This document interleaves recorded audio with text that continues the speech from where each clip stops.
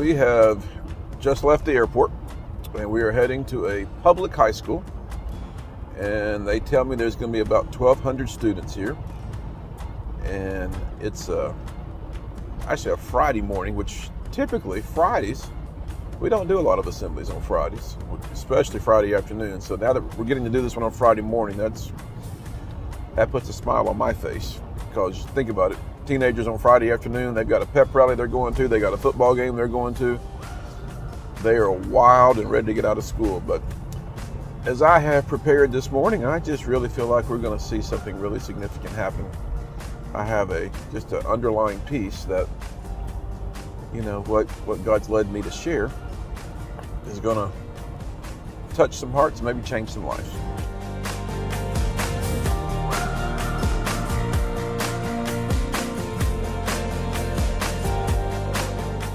I'd been abused my whole life, bullied, neglected. Mom left me when I was younger, so I related, and it made me realize I'm not the only one out there.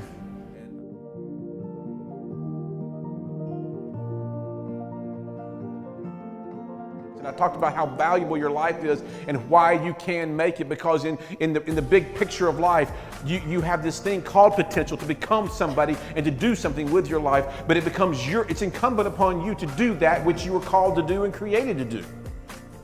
But the question is, what are you going to do with your life? He definitely has that feel about him that makes us want to do something about suicide prevention. And we're all on social media talking about, you know, body positivity and supporting each other and hashtag this and hashtag that.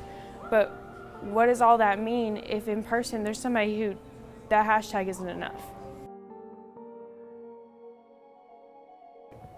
If today you know what it feels like to have been rejected, you know what it feels like, that pain, and that you just, maybe you feel so, why did it happen to me? Why did maybe it was your best friend, maybe it was mom or dad, maybe it was a boyfriend or girlfriend, I don't know. But if you have the guts to say to me, and I'm gonna ask everybody to close your eyes, I'm serious. When I say 3, if you would say to me, Dean, I know what that feels like and I just want to get past it, I'm gonna ask you to raise your hand. 1, 2, 3, hands up, please. The things he talked about, they are dealing with on a day-to-day basis in today's society. I think it's great to get our students and faculties thinking about the issues that so many of our students face but are often not talked about. So I think it's great to raise awareness, to let those kids that are struggling know that someone does care and that they do matter.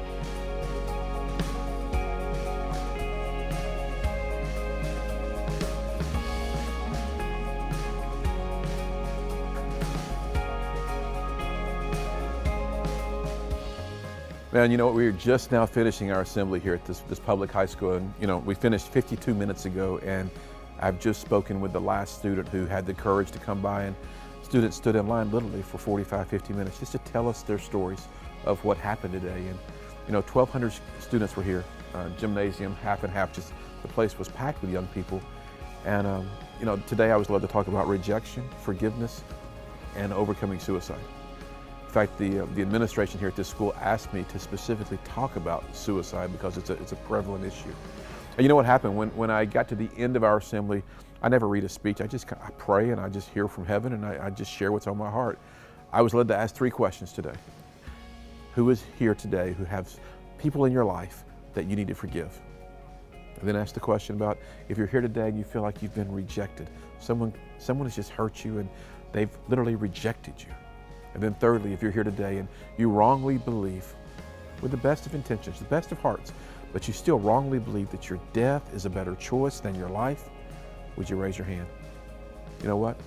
Between those 3 questions, over 1,000 teenagers today alone raised their hands. Of the 1,200, literally almost every single teenager here today was touched by a message that says, you were created on purpose, with purpose, and for purpose, and because of that, you matter.